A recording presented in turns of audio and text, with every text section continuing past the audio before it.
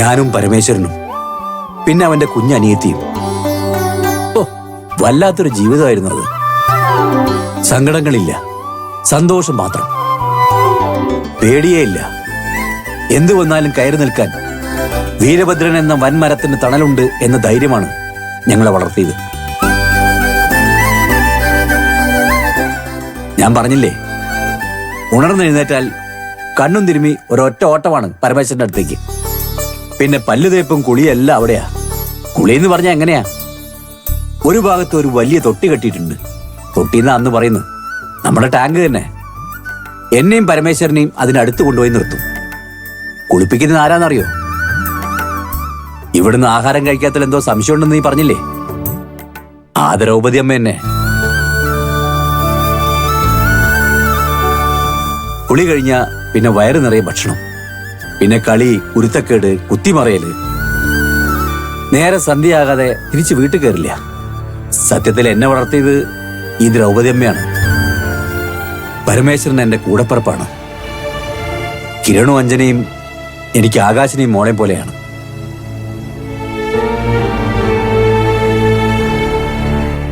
പിന്നെ കുറെ പ്രശ്നങ്ങൾ.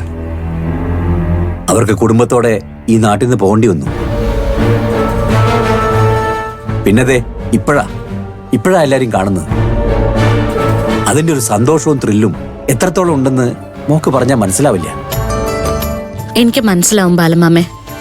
ദ്രൗപദി മുത്തശ്ശിയും പരമേശ്വരൻ അങ്കിളും ബാലമാമയ്ക്ക് പണ്ട് നൽകിയ സ്നേഹത്തിന്റെയും പരിഗണനയുടെയും 10 മടങ്ങ് നമ്മൾ ഇവിടുന്ന് കൊടുക്കും. മുത്തശ്ശിയുടെ വ്രതത്തിനും ഒരു കോട്ടം വരാതെ ഞാൻ നോക്കിക്കോളാം. എന്താ പോരെ?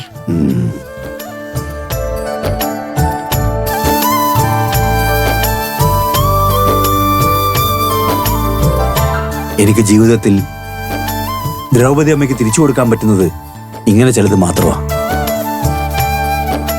തൃക്കണ്ണൂർ ഭദ്രകാളിയുടെ തിരുവുത്സവത്തിന് തിരുവാഭരണം ചാർത്തിയ ഭഗവതിയുടെ വിഗ്രഹം കാണാൻ ദ്രൗപദി അമ്മയെ എനിക്ക് ശ്രീകോവിലിന്റെ മുന്നിൽ കൊണ്ടു നിർത്തണം. വർഷങ്ങളുടെ വ്രതം മുറിച്ച് ശ്രീകോവിലിന്റെ മുന്നിൽ ഭദ്രകാളിയുടെ തിരുവാഭരണം അണിഞ്ഞ രൂപം കണ്ട് പ്രാർത്ഥിച്ചു നിൽക്കുന്ന ദ്രൗപദി അമ്മയ്ക്കൊപ്പം നിന്ന് എനിക്കും പ്രാർത്ഥിക്കണം. ഭഗവതി, എന്റെ വീരഭദ്രമാമയുടെ ആത്മാവിന് നിത്യശാന്തി കൊടുക്കണേ എന്ന്.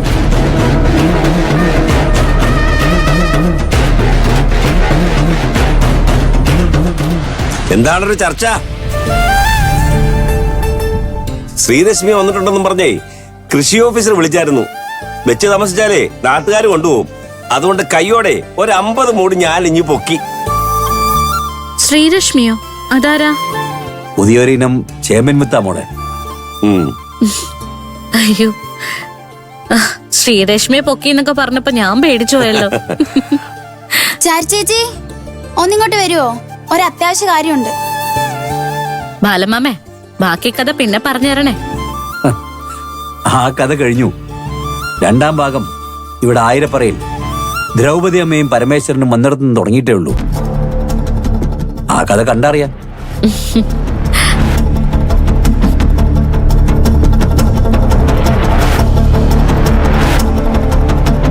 എന്താ ബാല, പഴയ കാര്യങ്ങളെല്ലാം മോളോട് പറഞ്ഞു അല്ലേ?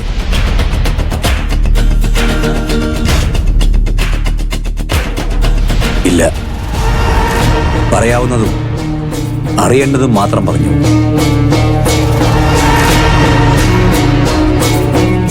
ദ്രൗപദി അമ്മ എനിക്ക് അമ്മയെപ്പോലെ ആയിരുന്നെന്നും പരമേശ്വരൻ എനിക്ക് കൂടപ്പിറപ്പായിരുന്നെന്നും മാത്രം.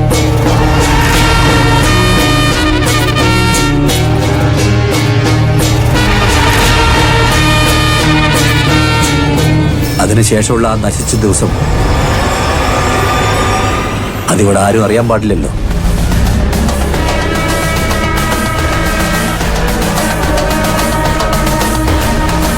അതൊന്നും ഇനി ഓർത്തെടുക്കണ്ട.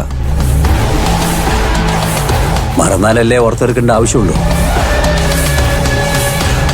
വീരഭദ്രമാമ അന്നത് ചെയ്യുമ്പോ ഞാനവിടെ ഉണ്ടാവാൻ പാടില്ലായിരുന്നു. വിധി, ആ നശിച്ച വിധി എല്ലാം മാറ്റിമറിച്ചു കളഞ്ഞു.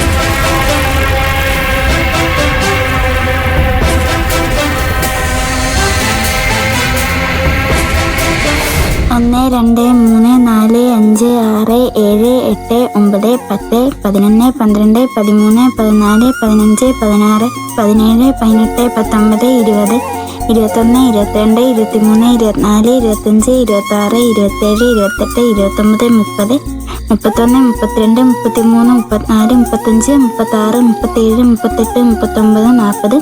സാറ്റ് മൂട്ടി ഒളിച്ചവർക്കെല്ലാം സാറ്റേ.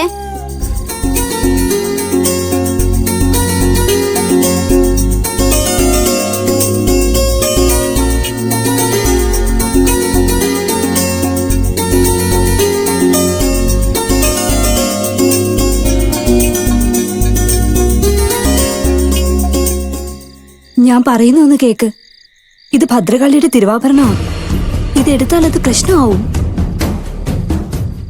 നീ ഒന്ന് പേടിക്കാതിരിക്കും ദ്രൗപദി. തൽക്കാലത്തേക്ക് ഈ തിരുവാഭരണം എടുത്ത് വിറ്റാ നമ്മുടെ പ്രശ്നങ്ങളെല്ലാം തീരും.